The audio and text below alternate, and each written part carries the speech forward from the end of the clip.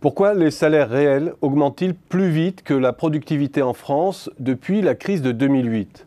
C'est un fait, la part des rémunérations dans la valeur ajoutée, stable sur moyenne période, a ainsi progressé pendant la crise. Cette évolution peut sembler paradoxale au moment même où le FMI s'inquiète de l'attrition de la part des salaires dans la valeur ajoutée dans le monde développé. Alors même que le taux de chômage français fait partie des plus élevés des pays avancés, alors même que les pressions concurrentielles poussent à la restauration de notre compétitivité et devraient inciter les entreprises à comprimer leurs coûts à tous les niveaux. Alors comment se fait-il que les salaires français continuent à progresser plus rapidement que la moyenne européenne? Il y a d'abord les effets de composition, le fait que ce sont les professions les plus qualifiées, donc les mieux rémunérés, qui résistent le mieux dans la crise.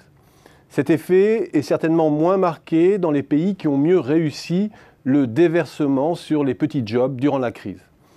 À quoi on pourrait ajouter l'impact de la sortie de l'emploi de la génération du baby-boom, la mieux rémunérée, processus plus avancé aussi dans d'autres pays. Il faut ensuite tenir compte de l'effet conjoint du CICE après 2014 et de la baisse du prix des matières premières qui ont participé à la restauration partielle des marges des entreprises. Les entreprises françaises sont ainsi parvenues, au cours des dernières années, à distribuer des salaires tout en contenant l'évolution de leur prix de vente. Elles sont parvenues de surcroît à maintenir leur taux d'investissement grâce à un accès peu contraint au crédit. En témoigne l'évolution du taux d'endettement des sociétés non financières hexagonales à contre-courant de ce que l'on observe dans la plupart des pays développés. Les entreprises ont ainsi bénéficié d'un certain nombre d'amortisseurs qui leur ont évité de mettre les salariés, notamment les plus qualifiés, sous pression salariale excessive.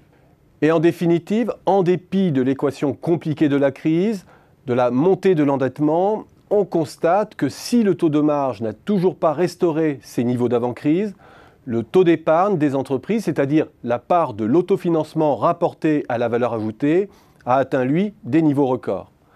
Fiscalité aidant, décrue des taux aidant, les entreprises sont moins étranglées financièrement que ne le suggèrent certains commentaires. À cela, il faut ajouter des causes moins objectivables, mais qui peuvent jouer un rôle significatif dans le cas français. D'abord, le fait que la comptabilité nationale ne saisit que la situation financière des entités résidentes des groupes français ou étrangers, dont le périmètre est beaucoup plus large. Or, rappelons-le, les groupes concentrent plus de la moitié de l'emploi en France. La dégradation des taux de marge que l'on observe au niveau des centres de décision résidents, qui concentrent toute une série de coûts fixes, stratégie, conception, R&D, marketing, etc., et qui produisent des services imparfaitement facturés au sein des groupes, nous restitue une image faussée de la situation des groupes pris dans leur globalité. Leur situation, qu'elle soit financière ou en termes de part de marché, n'est plus la même lorsque l'on y intègre les filiales étrangères. Et la formation des salaires n'est probablement pas étanche à cette situation consolidée. À cela, il faut peut-être ajouter les nouvelles marges de manœuvre que confère le numérique en matière de ressources humaines.